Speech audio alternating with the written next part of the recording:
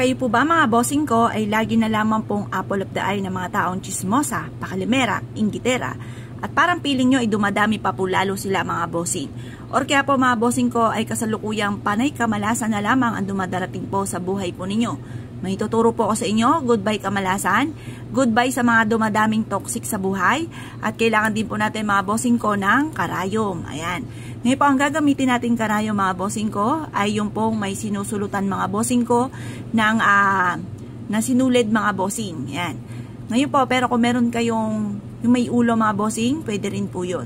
Ngayon po ay kukuha lamang po tayo mga bossing ko ng isang piraso. Ayan.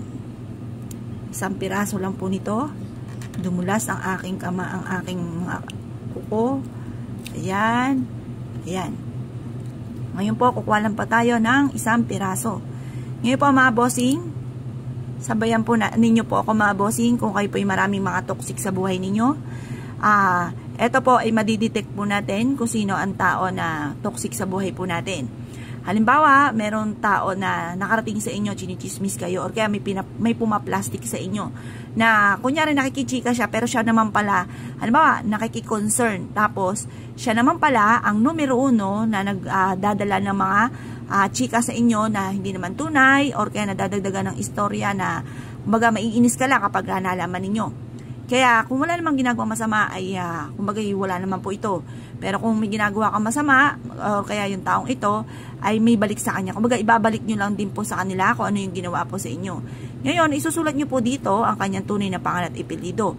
Or kaya, isulat nyo po na kung sino man ang mga tao na toxic sa buhay ninyo, ay gusto nyo nang maalis po sila sa landas po ninyo, yung di na kayo pakikilamanan pa, yung pang lalayo lamang mga bossing, baka ano isipin po ninyo, yung lalayo lang naman mga bossing, lalayuan ka na ng mga toxic sa buhay ninyo. Pagtapos, tusok-tusok nyo po ito habang kayo nagwi-wish, tusok, tusok, tusok, tusok, hanggang sa kayo po mga bossing ko ay kumbaga makontento na sabi nyo na lahat ang gusto po ninyo, na layuan na kayo, pero huwag kayo magwi-wish na masama sa kapwa. Yun lang tipo na lalayuan lang kayo, yun lang i-wish po ninyo, wala nang iba pa. Kasi masama rin po nagwi-wish na masama sa kapwa. Paano na lang kung nagkamali ka? O, di, sa'yo ang balik po niyan. Kaya mas mainam, sulat nyo lang po dito, kung sino man yung mga tao na toxic sa buhay ninyo, chinichismis kayo, pinaplastic kayo, layuan na kayo ng mga taong ito. Ganun lamang po ang pag-wish mga bossing. Pagtapos mga bossing, ibilad nyo po ito sa sinag ng araw. Pero, ibibilad nyo siya, itutusok nyo po ito. Yan. Ibibilad nyo po siya mga bossing. Ngayon pa mga bossing, tapos ng alas 8 ng umaga, kunin nyo po ito at ilalagay nyo po ito sa madilim na lugar. Halimbawa, sa ilalim ng cabinet, sa mga madidilim, yung tipong nasa ibaba, madilim, para katakutan niya po at kayo po ay layuan na nila. Simple at napaka-epektibong pamamaraan. Kung naniniwala kayo mga bossing at tayo po itong gawin, para hindi ka na ma-pressure, subukan nyo po ito, proven po ito mga bossing. Kaya kung kayo pinaniwala mga bossing, focus lamang, concentrate, matutupad ang inyo pong ninanais na lalayuan na kayo ng mga taong toxic po sa buhay po ninyo.